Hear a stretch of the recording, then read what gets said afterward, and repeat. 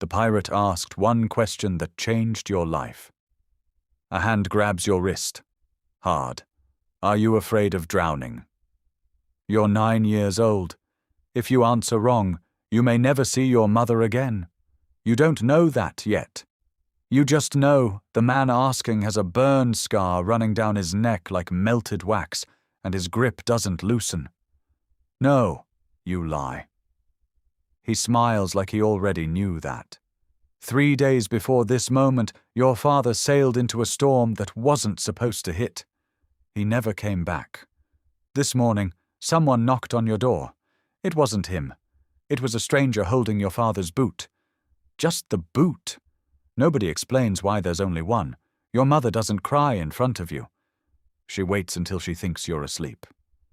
You're not asleep. You're counting her breaths, and they don't sound right. That's the night you start stealing bread. Quick hands, quicker feet. Nobody catches a 9-year-old who doesn't look like he's stealing anything until someone does.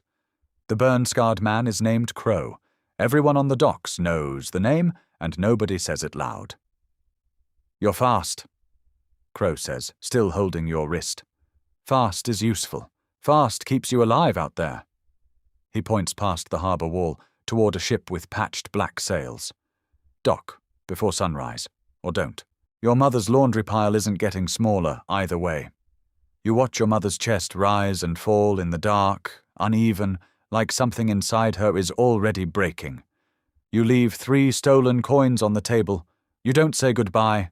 By sunrise, the harbour is a smudge behind you. They teach you silence first, not sailing. Cry once, the first mate says, and you'll cry every day after. You don't cry. Not when the ropes tear your palms open. You disappear into your work, because the boys who disappear are the boys who survive. One night, you wake to nothing. No wind, no footsteps. Crow is standing at the rail, looking at the stars, looking at you.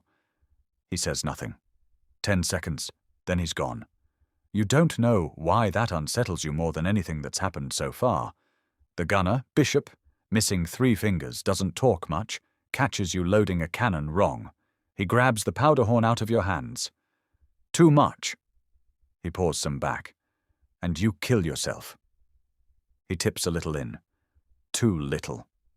The ball rolls off the barrel into the sea, and you die anyway, just slower. He looks at you like you're a person, not a problem. Out here, mistakes don't get corrected. They get buried. You never load a cannon wrong again. Your first real battle, you don't remember most of it. You remember the noise, like the sky tearing itself open. You remember Bishop's hand on your shoulder after. You also remember Crow, standing the whole fight, watching you specifically, not the battle. You. Years blur into scars. You stop being the boy who flinches. Then one night, you follow footsteps that don't belong to anyone on the roster.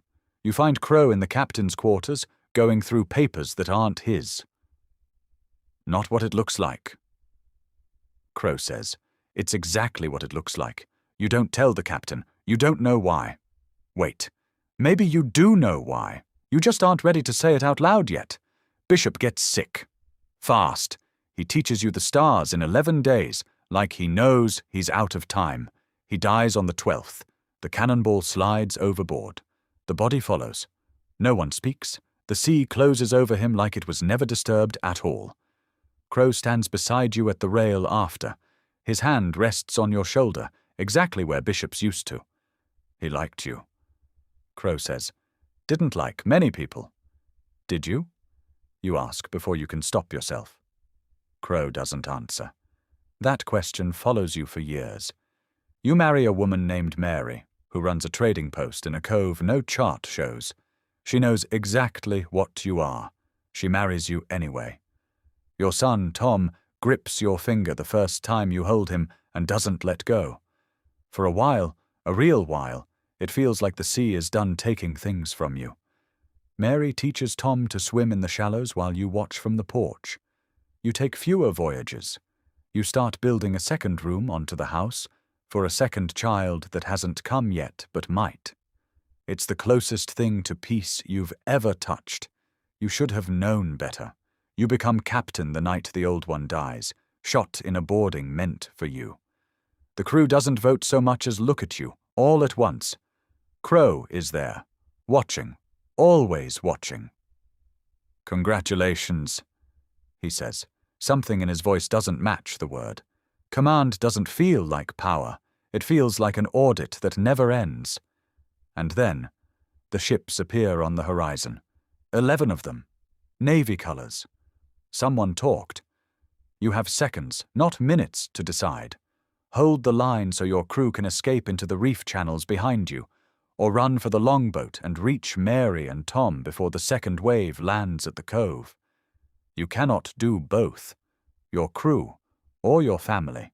You choose the longboat. Half your crew doesn't make it off that ship. You will carry that math for the rest of your life. You reach the cove first. Barely. You get Mary and Tom into the boat as cannon fire lights up the water behind you, standing at the stern, calm, like he's been expecting this his whole life. Crow. You say. Me. Crow says. You want to know why I grabbed a 9-year-old's wrist on a dock nobody remembers. Silence. Your father pulled me out of the water once, before you were born. I owed him a life. He died before I could repay it, so I found the next best thing. He looks at you. You, he says. I didn't recruit you, boy. I paid a debt.